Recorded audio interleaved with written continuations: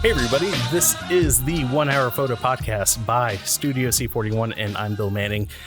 You can see this space is a little bit different because we are now in a studio. We are here in the Studio C41 studio here in Atlanta, and we are doing our first one-on-one interview, and I'm incredibly excited to have him because he is a huge influence on my photography.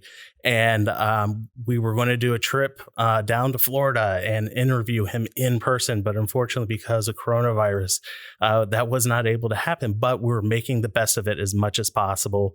And I have Clyde Butcher on the show with us. So, Clyde, how are you doing, sir? Pretty good. Pretty good. It's good to be alive. Amen to that. It's there have been so many stories of people saying that they had all these plans and things were about to happen. And I'm sure you have plenty of plans. Oh, yeah. And then they all completely fell through. And, we kind of have to take that step back and just kind of say, you know what, I'm just thankful that for that we, try to look at the best of things. Like I've spent more time with family, and just kind of try to get around the positives and not let the negatives run all that stuff. So we were going to be this time of year in Glacier National Park. Oh my gosh. We just got in a motorhome, a little 25-foot motorhome, just before this whole thing happened. I mean, we got it 2 weeks before the lockdown. Oh my gosh. So we've been just photographing Florida, which is a nice place to photograph. Absolutely. Well, we'll definitely dive into that. I have so many questions because a lot of folks have coined you as the Ansel Adams of the Everglades. And I would argue that because you have certainly captured the Everglades in a way that most people would just go, it's just swampland. Right. And you have really done an amazing job capturing beauty in those areas. And I actually have a book that my wife got me as a Christmas gift, the Celebrating America's National Parks. And, this is one of those things. There's one image in here that blew me away that I have a personal favorite of mine, and it's of the buttes of the Badlands. And that is an exceptional photograph. I love that. And what makes it so much more impactful for me is the story behind it. And this is one of the things that I love about your images is the storytelling that goes with it. One of the things that, everybody remembers Moonlight over Hernandez because of the story that went behind it. He couldn't find his light meter, so he used what he knew off the moonlight, and that was his exposure, his way of being able to expose that image. And so those are the stories that make images so impactful. And for your story, I love how you said we got up really early and these storm clouds were just coming in. We were just going to go back to bed and just not do it. And then there was something that said, you know what, let's just go ahead and still do it. And you did it. I actually laid down for about 10 seconds. Yeah. And got up and said, we just got to do it. And because, we've been photographing for 3 months across the country. Mm-hmm. And when you use film, after you shoot, you have to unload your film holders, clean the film holders, reload the film holders. Mm-hmm. That takes about an hour. Yeah. So, and that in the summertime, sun doesn't go down until 10 o'clock, 9:30. So we've been going to bed at 11:30 every night, getting up at 4:30 every morning for 3 months. And I said, oh God. It's black outside. I'm not going to do it, Yeah. And we did. And as soon as I got the camera out, we actually just walked across the street. It was right there by the cabin. Mm-hmm. It's right by the visitor center. And it's one thing that Ansel always said that you don't get any points for being a mule. That's so true. That is so true. I mean, most every one of his shots were taken from his car. Yep. His important shots. Yes. So that was right across the street. Actually, we walked from the room to the shot. Oh, wow. That is. So but the light came out, bam, did it come out. Oh man, yeah, and those clouds, those storm clouds, really emphasize just you had that amazing contrast between light and shadow, and it was just it's a personal favorite of mine, and I'm going to get a print of that image. It's one of my favorites. How did Clyde Butcher become a photographer? When I was a kid, I loved the outdoors, and when I was 8 years old, my folks got me a Brownie Hawkeye.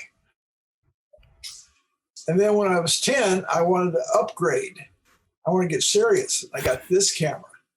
Oh, you Sheikah 44. It's a 127. Yep. 120. It's 35 millimeter without the sprockets. Yep.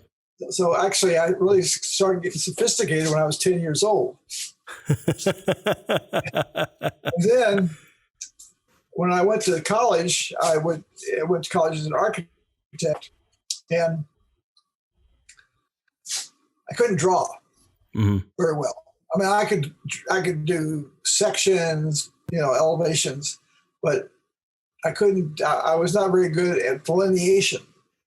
And at that time, there were some guys that really knew how to delineate. And when you're in architectural school, it's kind of just like being a photographer now. You're competing for the grade. Mm-hmm. So I had to figure out how I could beat this one guy. It was really good.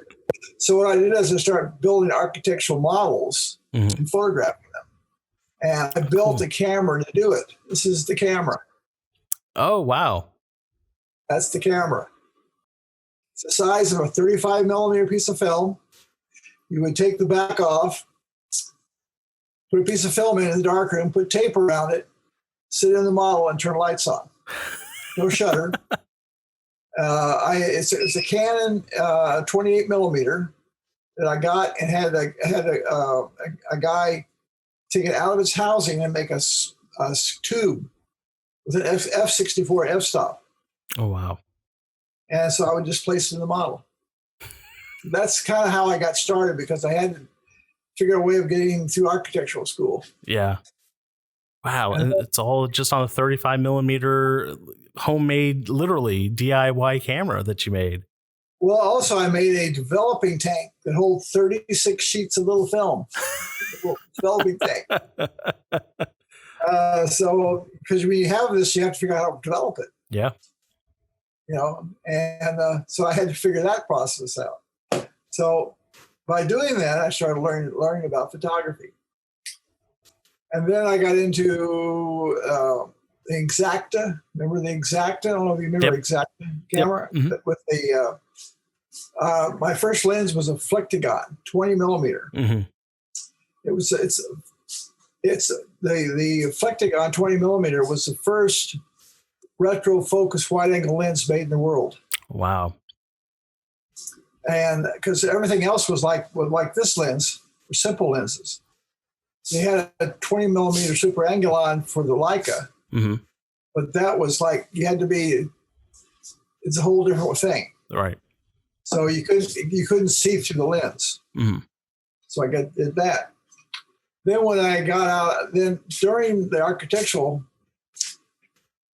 I was dating Nikki in Yosemite. Mm-hmm. It was in 1962. And I saw Ansel Adams gallery. And I said, wow, that's kind of neat, taking pictures of trees. But I couldn't figure out why you would take a picture of a tree unless the tree was for sale. I'm an architect. Yeah, yeah. That's lumber. Yeah. So I did after I got out of school. I got a Mamiya press 6x9 with a 50 millimeter lens, and started photographing nature. Mm-hmm. And then in I think it was 1969. It was 5 years after I got out of school. I started a business. I rented a space in a Furniture Mart in L.A. to display the black and white photographs I was taking. Mm. And because, was not an easy time to sell photographs. Right. I remember because I was selling things wholesale. So we had 20 by 20 framed black and white prints, retail for $90. So they were selling for $50 wholesale. Wow. And then in 71, about 71, said, we got to figure out a way of making some money. All right. So I said, well, I guess we're going to have to go to color. Because we're going to have to match the shag carpet, the avocado earth tones, gold couches. People would come in with a swatch and said, that doesn't match black and white. And Ansel Adams, I think, in 72 was trying to go to color. Right. So I started photographing with the Mamiya press. I think I got an RB67 and so on. And then I decided I wanted to make larger photographs. So color film back then, negative film, because I never shot transparencies. Because if you shoot transparencies, you have to be good. Right. I never want to be good. I just want to be an artist. I didn't want to be within a half a stop. Let's say within a stop, 2 stops, it'll work okay. And with negative film, you could underexpose it for effect, overexpose it for effect. That's right. There's all kinds of things you do. So what I did is I went to the 5x7 camera. Oh, right here's the 5.7. Oh, wow. Okay. So beautiful. Then I can make bigger pictures. Yep. And that was quite successful. And we ended up, then we were actually, our first big customer was Spencer Gift. Oh, wow. And they wanted a whole color photographs for their entryway to bring people into the store. Interesting. So we did a whole test market with 50-inch color original photographs at lithographic prices because you had to figure out what would sell. So then that did well. And then I said, well, if you put a clock on it, it'd sell better. Because then it would be worth something. You could do something with a photograph. It wasn't just a photograph. Yeah. So I became the largest clock manufacturer in the United States. Wow. And I guess as a wife, I have to say his color photographs were so beautiful, and to put a clock on them was just desecration. I was so upset. Oh no! Honey. Well, we ended up having 200 employees. Wow. We would ship out a 60-foot semi-a-day clocks. No kidding. Wow. Lots clocks, probably up to probably 1,000 clocks a day. Wow. So a lot of pictures, but I think it was good. It was a good thing that got people having the concept of having pictures on their wall. Yeah. It may have helped break the market open for photographers. Wow. We figured out out of every 10 houses had one of our pictures in the United States. Wow. So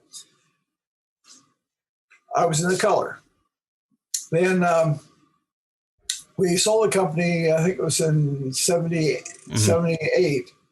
and then came to Florida in 1980. And I didn't see anything here to photograph. Where's the mountains? Where's the big waterfalls? Right. That's the photograph. So actually, it was in 1982 I saw Salvador Dali's work, and he just opened a museum. Yep. And so I did I call it Salvador Dali-esque photographs, kind of like Jerry Uelsman, but in color. Oh, interesting. Yeah. And then I said, well, because I was getting tired.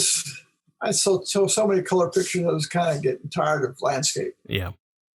But after about a year of just playing around with in the dark room, making these images, I said, well, the beaches in Florida are pretty. So I started shooting the beaches in Florida. Of course, you had to do it in color because I wanted to make a living. Right. So that was started in 1883. So by 1985, we were doing art shows, and we were doing very well. And I was thinking, people are excited about Florida, but I didn't think it was telling the story. People would come into the booth and say, "Oh, is this Africa?" "Oh, no, it's the Amazon." I said, "No, it's down the street." But they were getting excited. I mean, the sales were great. Yeah. I was doing 20 times as much as people doing black and white. And then in 86, our son was killed, a drunk driver. And I said, I'm going to go back to black and white because I think that's the way I could tell the story of Florida better in black and white because the color is very distracting. Sure. I mean, it's very colorful, but very distracting. You can't see the textures, the forms. Black and white makes a oneness with nature. I mean, what's more important, the sky, the trees, the water, the leaves? In nature, everything is the same importance. It all has to work together. Yes, that's true. So I'm saying to myself, I took all my color stuff to the dump, about $400,000. Oh my gosh. I watched a tractor run over it. Wow. And started shooting black and white. And it was a healing process, I think, from the whole experience. And I think that was June 15th was the accident. My first art show was in November at Disney. It's not Disney, but the town they have there. It's a little PR thing where they sell stuff. Yeah, they have an art show there.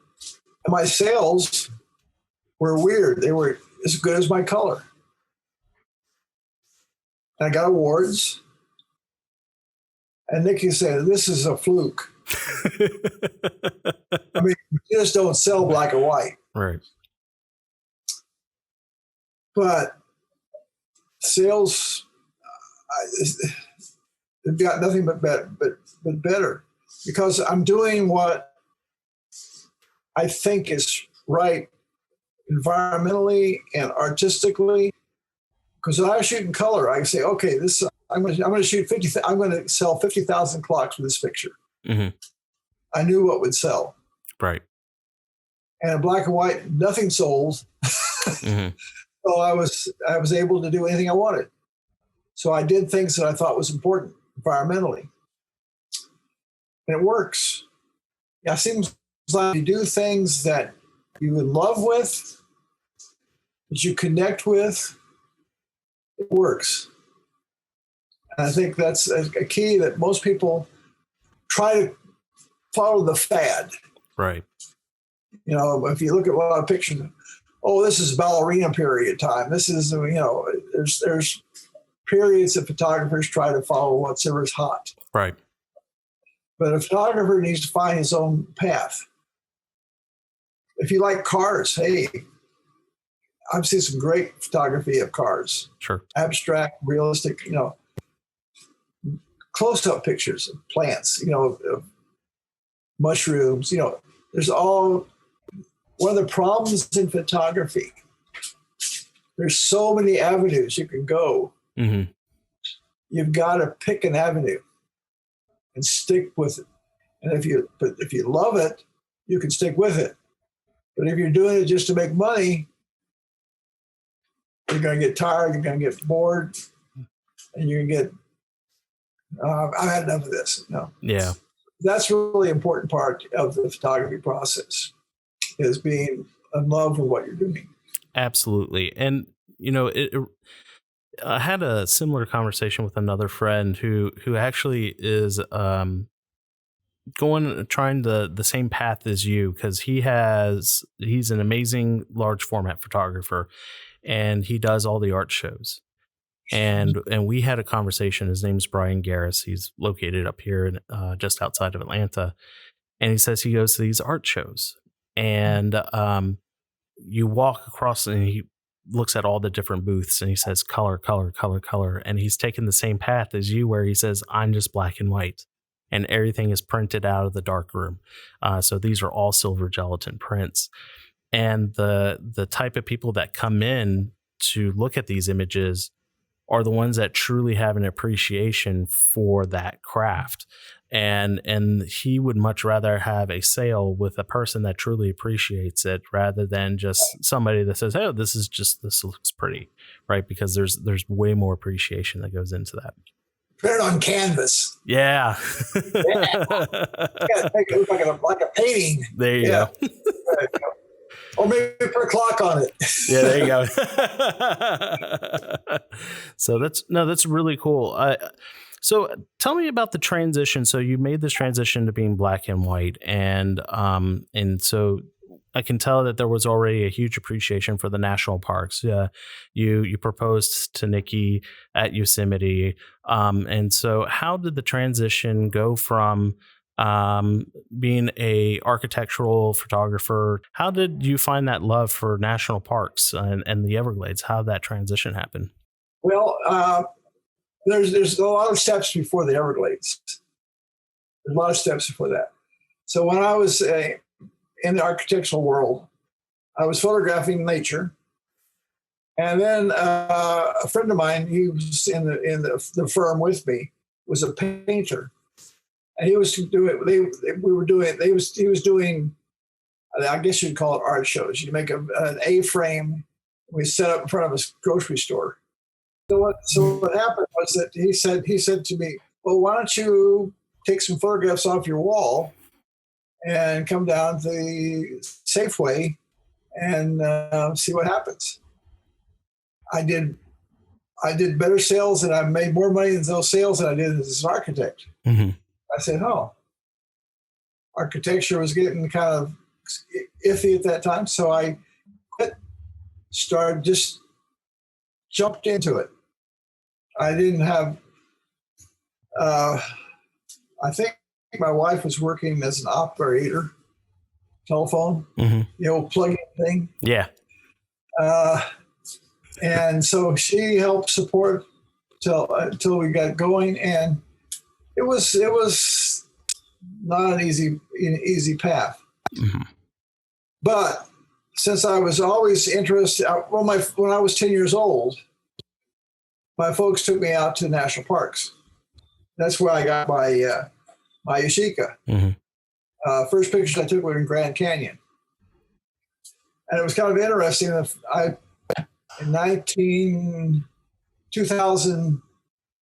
So that was in 1952. The next time I was in the Grand Canyon was in 2016. Oh, wow. That was kind of a fun experience, from being 2 years old to being an old fart.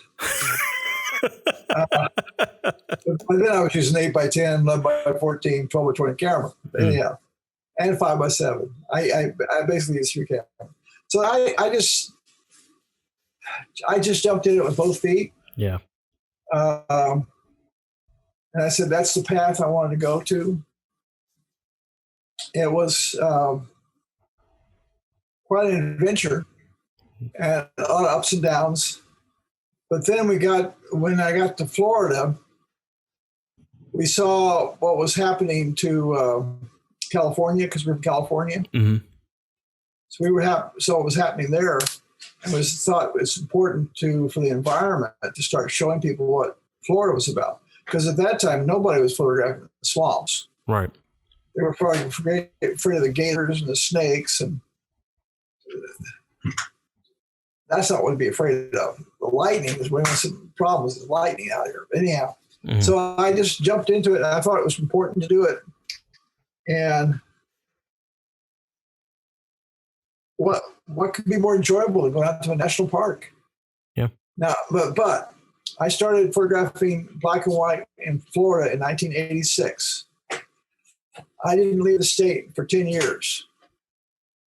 So, and then in '96, I said to myself, I love that redwood forest.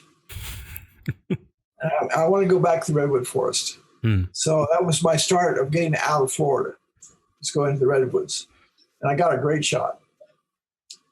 And unfortunately, actually, I was there in color when I was living in California. I shot that same forest in color in 1975. I was doing this called Pepperwood, and a 300-foot redwood tree fell right in front of me. Oh my gosh. 30 feet away. I guarantee you the earth moves. Oh, yeah. Wow. So it was really fun to go back to that same spot.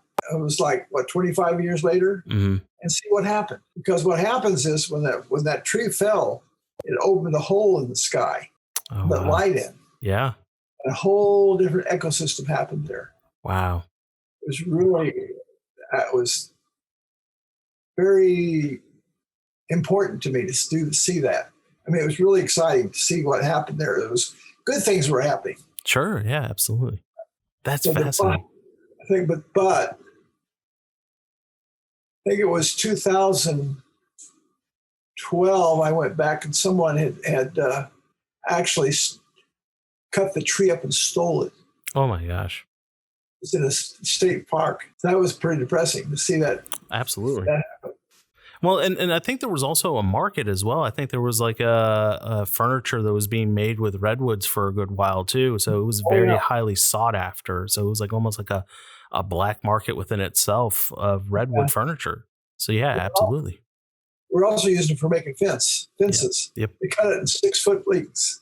Oh, that's terrible. Now, when you make the connection with fences, it's just like you have such a huge, amazing testament to nature, and then now it's cut down into a fence.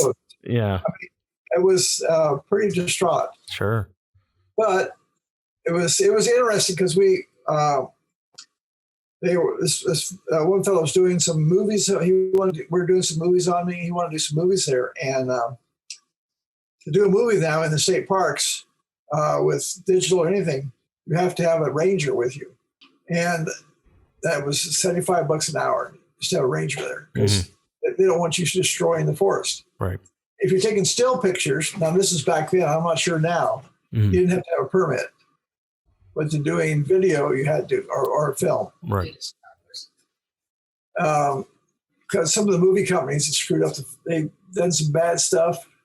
You know how movie companies do. They just destroy stuff. So we were there photographing a couple days before the videographer was there.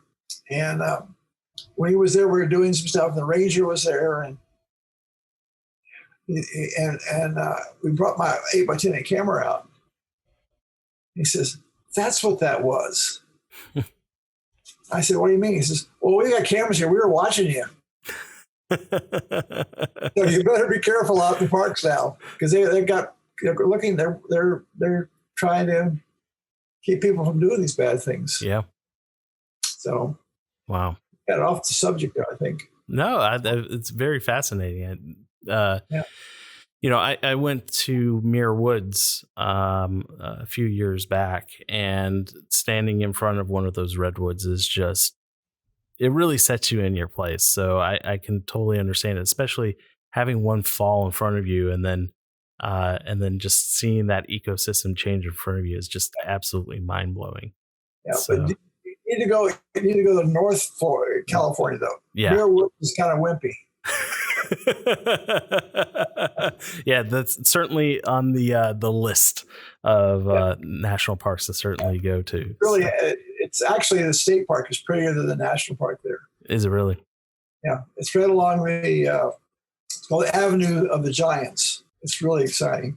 Oh, beautiful. So in 2006, I was we had done a museum show at the Ringling Show in Florida. And the director had moved to Williamsburg and became the director of the museum there in Williamsburg, Virginia. And he talked to me. He wanted to do a celebration of 400 years of Jamestown. So he was kind of inferring to do a lot of work around that area. Mm-hmm. I said, no, I think it's time to do a show about America, because Jamestown is what started America. Right. So I took the next 3 months and went around different parks and different places in the country photographing for that show. I took 1,700 sheets of film. Oh my gosh.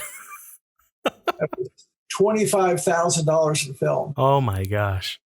Took me 2 months to process the film. Oh my gosh. It's not quite like digital. No, not at all. Because I shot 12 by 20, 11 by 14, 8 by 10, and 5 by 7. I shot with 4 different cameras. Because each camera you can do different things with. People don't realize, what do you say 8 by 10? Well, there's some places you don't want 8 by 10. You got depth of field problems. Mm-hmm. You want a shorter lens. So that's where the 5 by 7 came in handy. Okay. You can't do, if you're trying to do a story, you have to know what kind of equipment it takes to do the story. Right. No, it's well, of course, now this is a different world now with the digital world. Sure. But that was quite an experience shooting 1,700 shots of film. That's where I did the Badlands.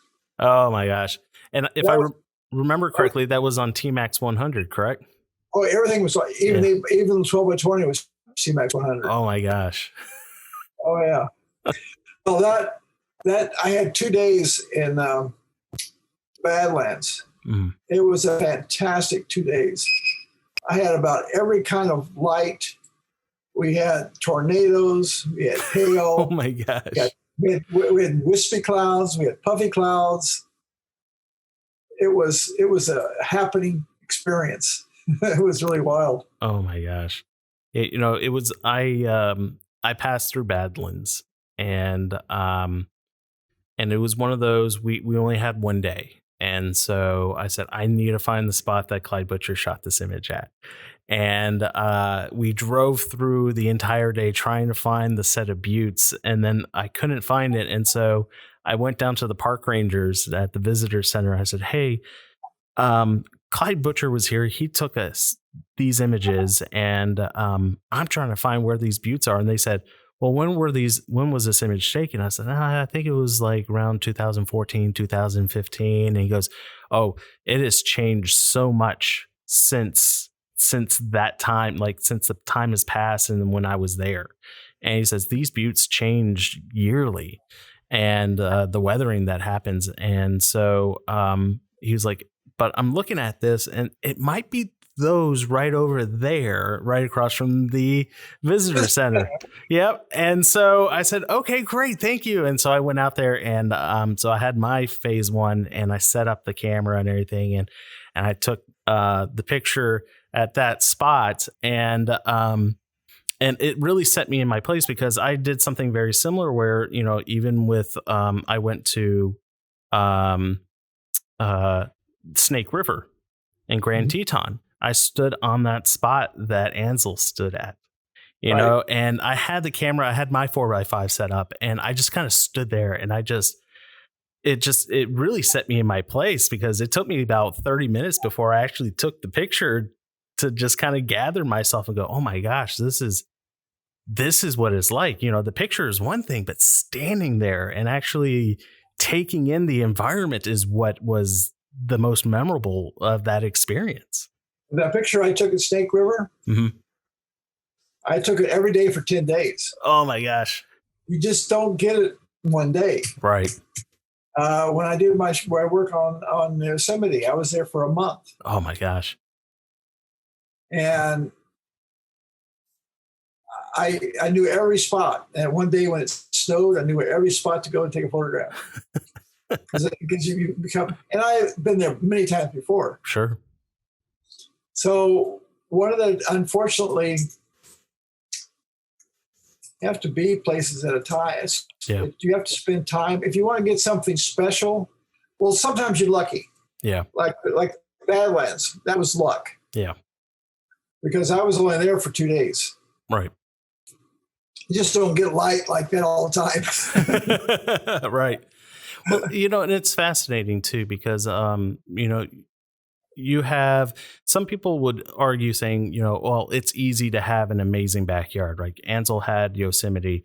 Some people would argue that you had Big Cypress. You have such an amazing area. But one of the things that a lot of photographers challenged people said, photograph your backyard. Find the things that make your backyard special. And we take a lot of that for granted. And I've certainly gone in the backyard and found, oh, these rocks look really interesting, and try to, artistically, make it interesting. Right. And so, people forget, oh, this one image that tells a photographer, or is just one image. Ansel, he had that, years of being in Yosemite. Right. And we're only seeing, just a few images. I mean, he has a book, 40 images. He took way more than 40 images, right? Oh, yeah. So he has another book of 400 images. Exactly.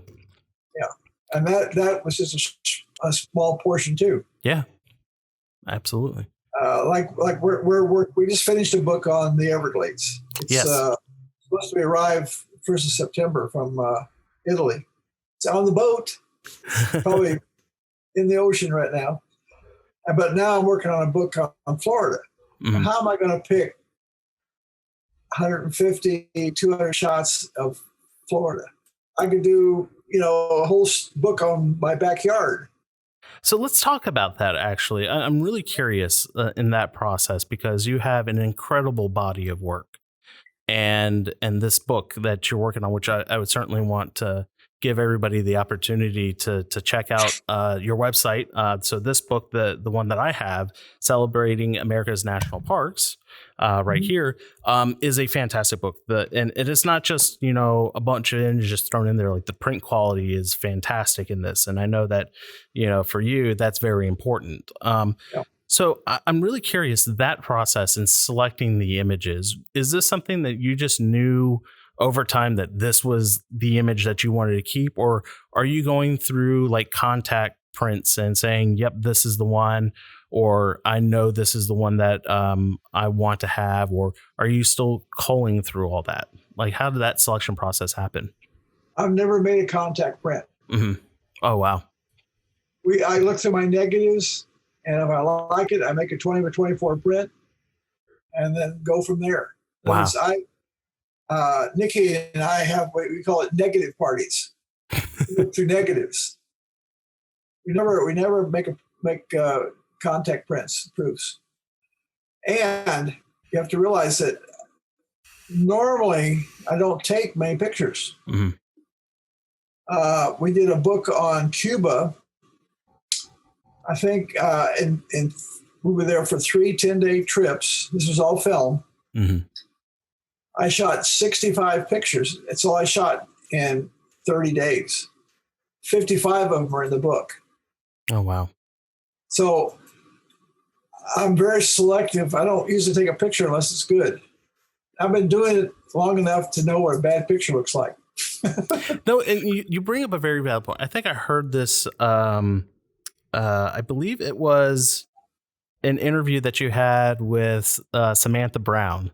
And you said there were days where you would go out, you would set everything up, and then a picture wouldn't be taken because it wasn't right. And there have been plenty of days where no image was ever taken. So I can see absolutely, yes, being very selective. And I am guilty of taking a picture knowing that it's not going to be a great picture, but I just took it for the sake of taking it. Yeah. I'm guilty of it. I'll be honest. If I take, that Badland trip was an exception. Yeah. In those 2 days, I think I got 20 good pictures in those 2 days. Mm-hmm. I only took 24. Oh, wow. But if I get one picture a day, I feel that's a real successful day. Right.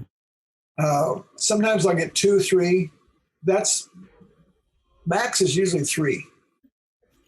And that includes digital. Mm-hmm. I don't shoot any more in digital than I did in film. Wow. I may take more exposures of the same scene as the clouds are moving. Right. That's the same I did in film. Like I might take 15 pieces of film, and that's all in one scene. Mm-hmm. So in reality, I don't have a lot of pictures to go through. And that's interesting because I love that methodology because, we look at digital and we say, this is just ones and zeros on a card, and I'm just going to take the pictures for the sake of taking the pictures. And you recently had purchased, and I remember a Leica M10 monochrome, if I remember correctly. And have you played? And I don't know. Oh, that's a beautiful camera. Have you played with filters on it? Like, does filters still work the same way as it was on film? The orange filter. Ah, very nice. I don't know if you can see it or not. Yep. Got an orange filter on it. That's a 12 millimeter Voigtlander. Very cool. Very wide. Not for me, it's normal. Oh yeah, that's true. That's a good point. Actually, I've been taking pictures now up to 140 degrees. Oh wow. When I use a shift. Mm-hmm. But this little lens, this camera, you do one shot and do 8-foot print. Wow. It's closest thing I've come to film. Sure. You take a sky, the smoothness is. I had the GFX on 100. Mm-hmm. Wouldn't even come close to the Leica. Wow. And yours will come close to this one. Your phase one won't either. Mm-hmm. It's a nice camera. Sure, absolutely. But there's a lot more limitations. Sure, absolutely. And it's a tool, right? You break down your tool, you understand how how it fits for your needs. And so a GFX 100, I know the folks at Fujifilm and the technology that they put into it is phenomenal. So it's not certainly for anybody to say, oh, well, it's not that good of a camera. It is a fantastic camera. I've actually had the privilege to hold it too. So, but yeah, it's very true. I mean, the tool, if the tool did not make sense to you, then why use it, right? So I completely understand in that regard. I just got rid of a 100. I went back to the GFX 50. Yeah. Better camera. Yeah, absolutely. And got the dials just like film. Yeah. The desktop is like film. I mean, I just couldn't handle all that electronic stuff. Right. I mean, there's a lot of bells and whistles, and simplicity is the best, right? I find I enjoy shooting film more so than digital because of the experience and taking the image, right? Because sure, I'll have all the digital stuff and do all the color profiles and all these little settings and everything, but there's something fantastic in the experience of taking, like, for the sake of this conversation, a 4x5, right? Because all you have at that point is a lens, a box that keeps light out, and then the film. And you can't get any more simple than that. Well, the Leica is the same thing. Yeah.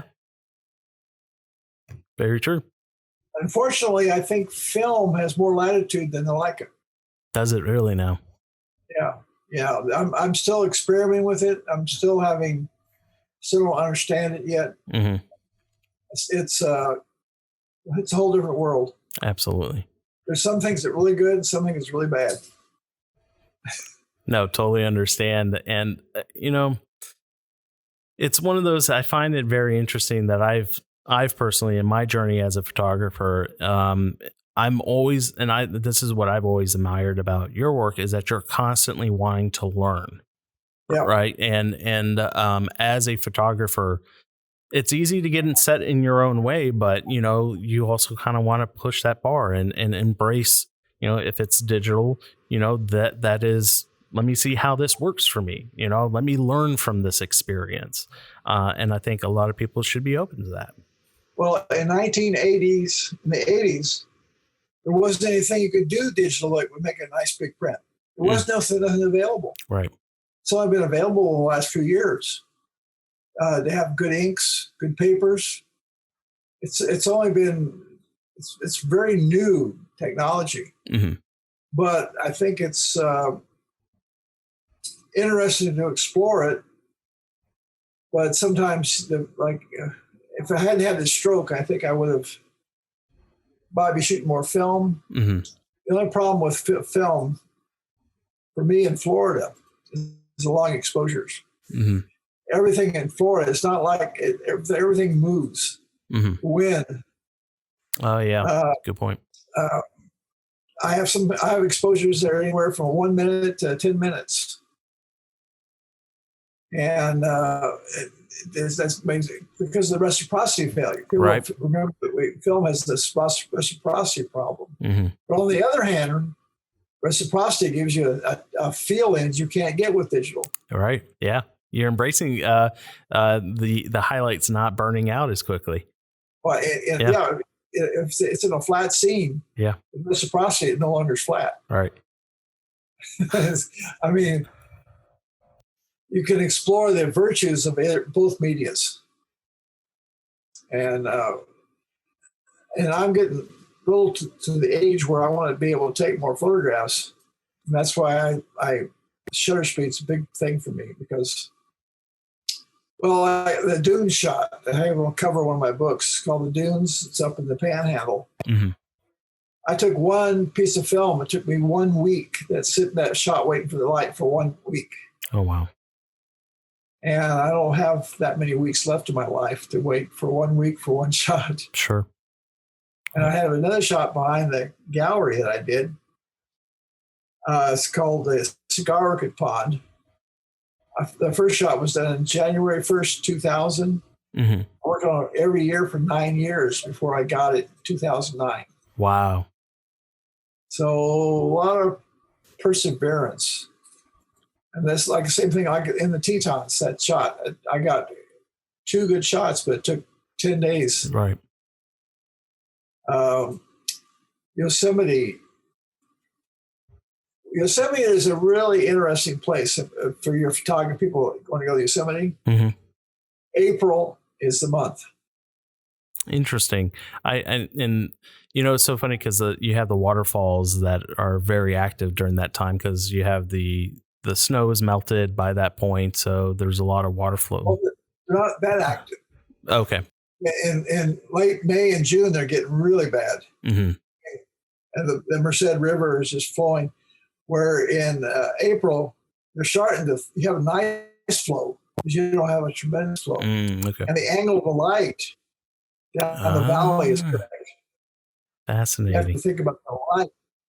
Have you ever done the firefall? Have you ever captured that small time period where the light hits that waterfall and it looks like a fire? Nothing. Not interested in that, huh? We saw the real ones. the real firefalls, yeah. That's too funny. No, I love how you just threw your hand at that because that when photographers talk about Yosemite, everybody talks about that 2-week period in February about, oh my gosh, we're going to go see the firefalls. And then you're like, yeah, whatever. It's too funny. There's a lot better pictures to be taken in Yosemite than that. So true. Yeah. And I'm really curious. So when you have these 10 days, let's just talk about the Grand Tetons. And Ansel was very big about visualization, right? And so what is it that during that 10-day period, what was it that you're looking for? And you said, that was it. I'm taking that shot. What was it that what spoke to you at that moment? I have no idea. I'm letting it express itself to me. So many people have preconceived ideas what they want to do. I had that preconceived idea of that one shot I want to do from that one location. Sure. But no, I just go out and let the shots and there's two things involved. One, the composition. And 2 is the light. So sometimes I find the composition with the wrong light. So I say, okay, I'm going to come back in October. be the right light. Mm-hmm. So I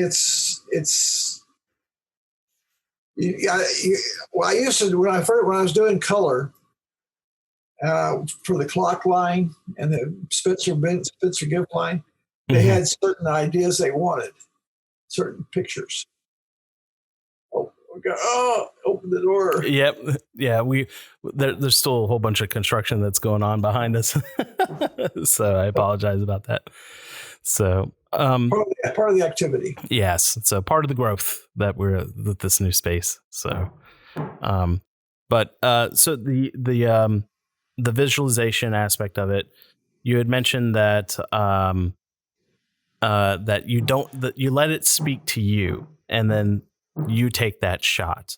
Right. I find that very fascinating because when I look at trying to take a shot, right, I try to force it, right? Like it's just not working. I'll deal with it after the fact. Maybe I'll deal with it in post or something along those lines. And that's an easy trap to get into. Right. Mm-hmm. And I always found it very, what you say is that it just makes sense to you. And that's when you take the shot and the composition is getting it in there. How long would you say in a day when you set up? Because one of the things that I do when I set up and prepare to take this shot, my wife goes, "Oh God, he just brought out the 4x5. We're going to be here all day now." So I guess when you're taking a shot, how much of it is waiting around and waiting for that light to hit the right angle? And are you doing research ahead of time to know when the light is going to be good at that point? I guess how much is that research and then waiting? I never do research, ever. Oh, wow. Always ready with the camera, because you might sign something great and it'll never happen again. Mm-hmm. You better just plan on taking the pictures when you're out there, because you get all the research in the world and then you say, "Wow, that was great," and go back and it was just terrible. Mm-hmm. I don't do research. Now, on your 4x5, what focal length lens do you use? So I have a 90 f5.6, and then I also have a 210. Okay, so you're using telephoto lenses. Yep. I consider the 90 a telephoto. Really? I consider a wide angle. My favorite lens on a 4x5 would be a 47. Really? Wow. Now, if you had a 47, put it on your 4x5, you cannot see the composition, because the light intensity on the edges is so much different than the center. Right. You cannot see a composition. You can see enough to focus. Mm-hmm. So you have to be able to see the composition. I have used my arms. I spread my arms out, and that's my composition. I set the tripod down, put the camera, focus it, and take the picture. I never use the camera for composing, ever, not even digital. Oh, wow. The arms are out. Like, yeah, you can figure out at least 90 degrees. Yeah. And you have to realize most people are taking pictures of things. I'm creating feelings of things. Interesting. It's a whole different, like a lot of my really successful pictures, in the center of the print, there's nothing. The story of the print's getting to the center. Yeah. Wow. So it's a whole different way of looking. Like on your phase one, mm-hmm. I would probably want to use 20 millimeter. Mm-hmm. They don't make one, but I would want one. Yeah. I would use. The widest I had was a 55. Oh, God, that's tall. You have a 23 millimeter for that camera. Yeah. It's $8,000. Oh, yeah, no. Well, speaking of lenses, I know that you had some custom-made lenses from Cook. I was really curious as far as like, how did that process come about where you said, "Hey, Cook, I really want to have these lenses that fit for me"? What was it that process that you've learned that those lenses were, one-off special made for you, but what was it that made them so special as opposed to, like a Schneider or something along those lines? This is the only one I've had custom made. It's this one. Okay. Because they don't make it. Now, being a large format photographer, the only lenses I use are tilt and shifts. Mm-hmm. Doesn't tilt and shift. I don't even think about it. Well, the little Voigtlander's an exception. Mm-hmm. But everything I use is tilt and shift. Mm-hmm. Everything's Canon. They're the only ones that could. Well, Nikon has one good tilt and shift. Mm-hmm. So whatever camera I use, I figure out a way of putting that lens on that camera. Like I put that lens on my GFX. Mm-hmm. All those lenses go on my GFX. I have the 17, the 24, the 50, the 90, and the 135, all tilt shifts. Mm-hmm. Then I have a Pentax 645 35 millimeter shift lens for it. And then I have a 75 millimeter 645 shift. Then I've got a 75 millimeter RZ lens as a 20 millimeter shift in each direction. It goes on the camera. So I get the lenses I want, and I figure out how to put them on the camera. Yeah. Because the lenses, this just has a sensor. Right. The sensor is a sensor. What's in front of the sensor, what it's all about. Right. And also what's in your head, your heart. Right. Because you can get the best camera and the best lens in the world.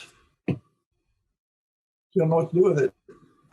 We don't wait for the right light. Mm-hmm. It's kind of immaterial. Sure. You can get $100,000 worth of camera gear and take bad pictures. Pretty bad pictures. So I think that's important. Now, and as far as the Everglades goes, you have to realize that going to the swamps is probably the safest place you can go in any environment. Interesting. I've never heard of a gator kill anybody in the wilderness. Mm-hmm. How many people have been killed by moose, deer, and buffalo? Oh, you hear it just about every year. I mean, I was in the North Rim of the Grand Canyon. This elk charged me. He was at least 400 feet away and charged me. Oh, wow. I took my camera tripod. It turned about 4 feet from me.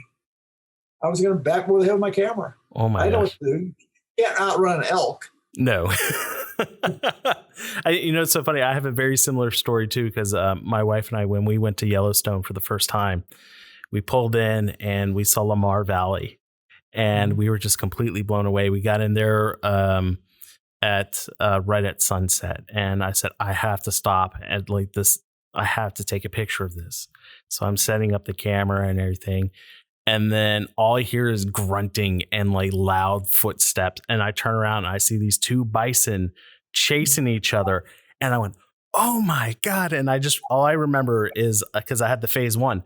I was like, that's the most expensive thing out of here that I have. So I just grabbed that and I just threw the entire thing into the back of the car and just jumped in. And I just saw these two bison just run right where I was standing. And I was just like, this is Yellowstone. I literally 5 minutes into this place and I almost got stampeded by a pair of bison. It was insane. Well, I was trying to take a picture of a bison with my 8x10 camera. Oh my gosh. They were fighting. And so I get it focused, and then I get ready to put the film in. They move. They get it focused. They move. I'm in the dark off. I said, I think I'm getting pretty close. I look around. They're fighting about 20 feet away from me. I was going to tell my wife, I think it's time to leave. And I looked around. My wife and everybody else is gone. You take the dark cloth over and go, hey, where did everybody go? Sometimes I've been in areas where there's a gator, and I have my wife keep an eye out on the gator. Because somehow in the dark cloth, you can't see what's happening. Sure.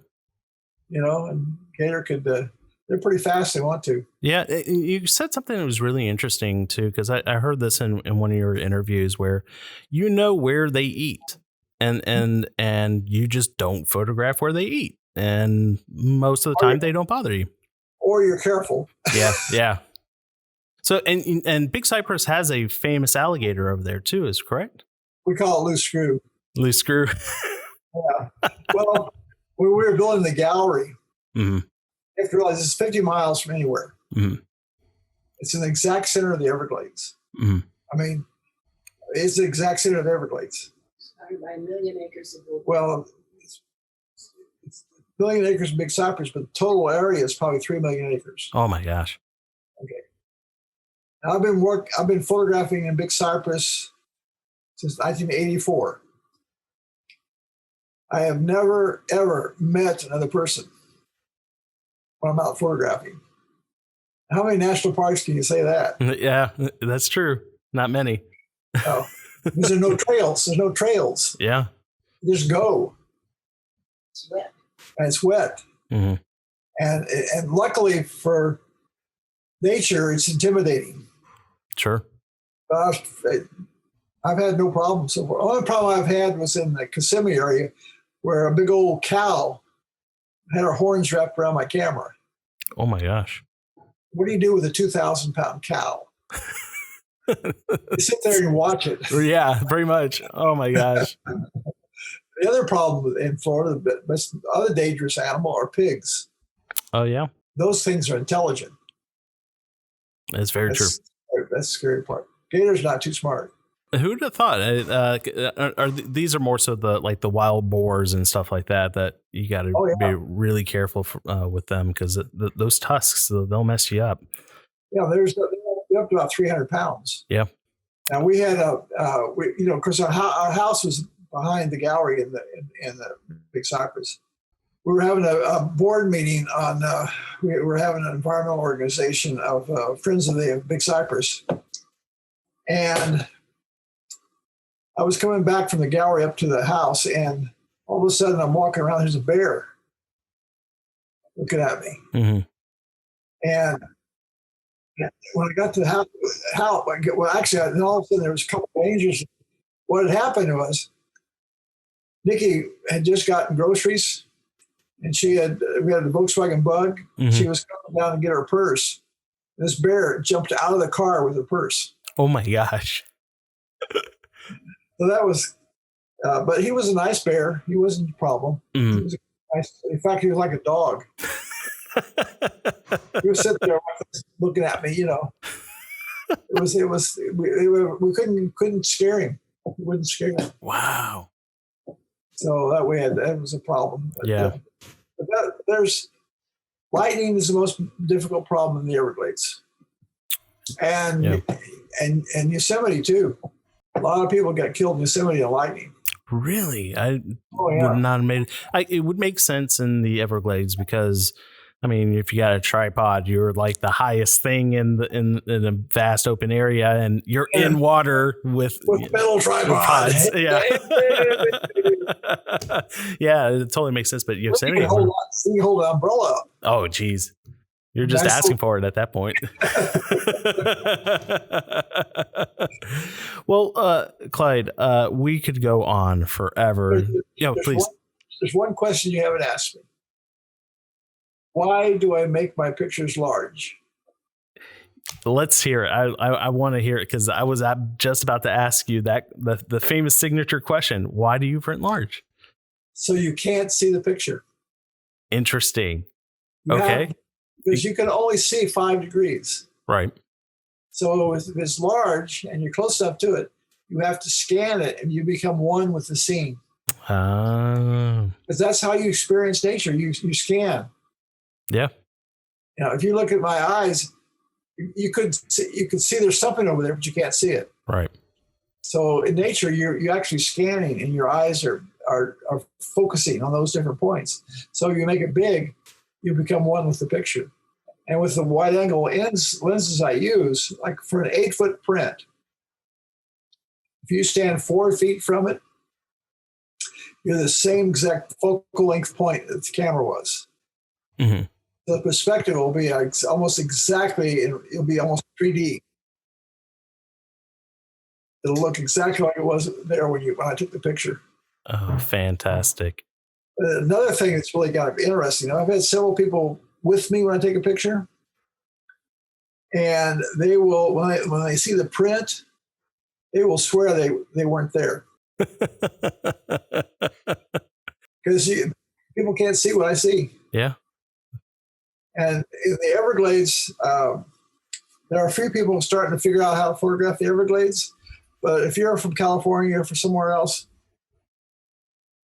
photographers come down and they'll come back to the gallery and says, "How do you do that? It's chaos. How do you photograph it?" You embrace the chaos? Yes, you embrace it. Yeah. So the Everglades is not an easy subject matter. Sure. It's more difficult. I mean, the half dome, it's a nice composition, right. And, the Tetons, there's certain, almost like Hallmark. You can put a sign here. This is your Hallmark shot. But the Everglades, there's pictures everywhere. In fact, some of my best pictures are taken from the parking lot, the gallery. No kidding. Yeah. And people will say to me, "Where do I go?" I say, "Just go to the parking lot." They'll get really upset. And then I'll take them on the gallery and show them 3 pictures from the parking lot. I say, "Oh, wow. You have the right light, the right composition." Light is light. I mean, yeah. Fantastic. Well, Clyde, we could go on and share stories, and this has been an absolute pleasure. And I'm so sorry about the construction that's happening behind me. But I just wanted to say thank you very much. I am very much, this is one of my favorite books that I have purchased. And you said that you have another book on the way, correct? The Everglades book is done. It's just on the boat from Italy. All the black and whites are printed with tritone. Mm-hmm. That's why you have the deep blacks. And the people that are in Italy know how to print. And then that's going to be here in September. I'm not sure when the Florida book will be ready, but I'm working on that. That's going to be tough to pick out the pictures. Tough. No, I got to do those. I got all 3. I've got places where I've got 30 good pictures. Mm-hmm. One area. So you got to pick out 1 or 2. It's not like 30. It's whole hum ones. Yeah, that's very tough. So it's going to be an interesting project. Clyde, thank you very much. I really appreciate this time. The stories that you have to share are just fantastic. For the listeners here, this is just one of the many books. He has more that are coming out that you can get on ClydeButcher.com. He has a calendar release every single year that sells out every single time. So Clyde, I need to get a hold of one of those calendars. Every time when I get the email alert, they're pretty much sold out by that point. So I promise I'm going to get one for, I think the 2021s were already released and they're already gone. Okay. So we still have a few left. Yeah. Well, Clyde, thank you so much for this time. It was enlightening to hear you speak about your stories and go beyond just the tech and the geekery talk about the cameras and the lenses and everything along those lines. But I really do appreciate the stories that go behind the images. And that is what is most enjoyable for me and what I learned the most from your images. This was just a few stories. Yes. Very few. So at the end of the episode, I have a tagline that says, "Shoot some film, dang it." I was wondering if you could help me out with closing that. I think everybody should have the experience of shooting film. I got it. Thank you, Clyde. I really appreciate it. And I hope that once we get past this pandemic stuff, that I could actually stand and talk to you and not stand next to a guy that I didn't realize was Clyde Butcher after standing next to you. And you need to get a wide angle lens for your 4x5. I do. I really do. So you know what? I'm going to go out and search for one right now. Okay. Thank you, Clyde. It was truly a pleasure. Thank you. You're welcome. It was fun.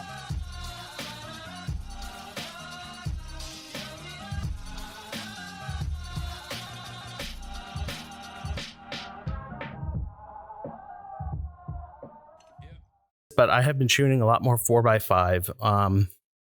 And I have come across, a friend gifted me a 50 pack or 50 sheets of Fuji Chrome T64 tungsten based film. You know what that's good for? Waste basket.